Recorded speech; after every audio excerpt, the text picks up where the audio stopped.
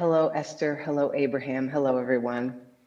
I've been doing this work for some time and listening, and I'm noticing as I work with the inactive box that it is a bit like taking out a feather duster and starting to dust, but more dust actually gets stirred up. So,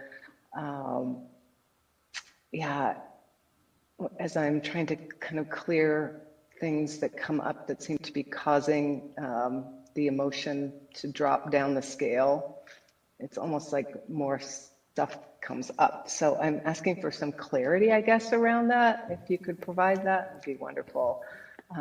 Two-part question. Next part is around career change. I left a profession that I loved, and yet my inner being wanted something more. So just exploring and hoping for some clarity here. Thank you so much. Well, we're going to take the second part of your question first, because we want to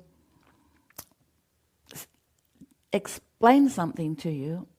You have a flawed premise there. It isn't that your inner being wanted something different for you or something else for you. It's that through your life experience, the combination of things that you put into your vortex all added up to something different. In other words, you are the creator of your reality. Your inner being is not. These are your choices that you are making. And so it isn't like that. It isn't like you're on the wrong track and your inner being's trying to get you on the right track in terms of someone outside of you, even your inner being, making decisions that are different than you are making. Your inner being is holding you to the frequency of your own desires. And so the way we would approach that if we were standing in your physical shoes is that things are always working out for me. And sometimes you may not be absolutely clear in understanding the path that is unfolding.